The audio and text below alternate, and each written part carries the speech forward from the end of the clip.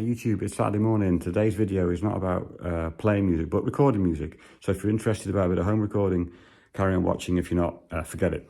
Okay, so today is Saturday, and in about an hour's time, there's a band's going to be arriving. A four-piece band, contrabass, that's a double bass, acoustic double bass, a viola or alt viol, a piano and a singer, and they're going to be singing some songs here in the home studio. We're going to be recording it, and I'm going to show you what I'm going to be using how to do that.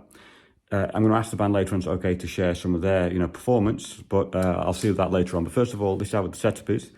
So it's just in a home studio. I'm going to swap the camera around and let you see what's going on.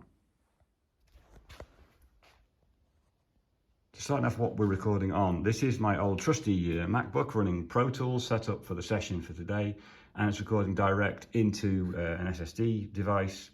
So that's what I'm using. You could use any program for this, Reaper or Logic, but I know Pro Tools, so I'm using this one. It's connected to a Tascam audio interface. That's this box down here. It's got 8 input channels for microphones. I'm using 7 of them today. It's roughly set up for what we need to do.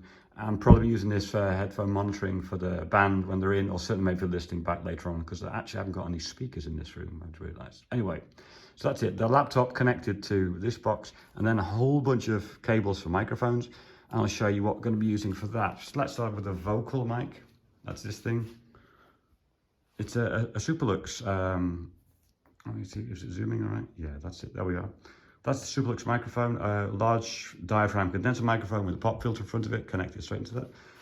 Then we go on to the bass. I'm going to be using this bass mic to record the bass, the double bass, and also it's got a built-in pickup, so I'm going to be using a DI box to record that as well, so I can see how well the microphone compares to the DI.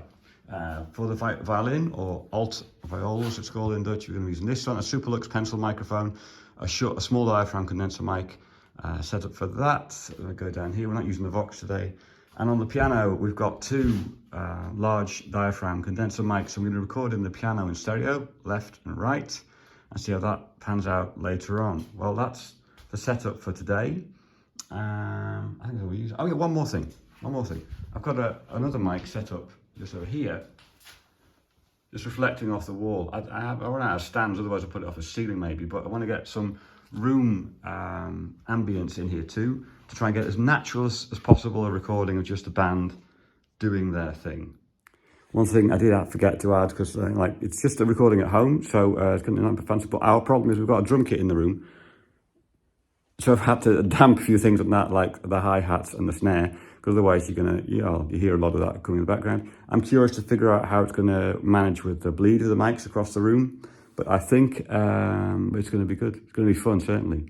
Hope they arrive soon, because I'm ready for a cup of coffee. Have a good Saturday, everybody. Take care.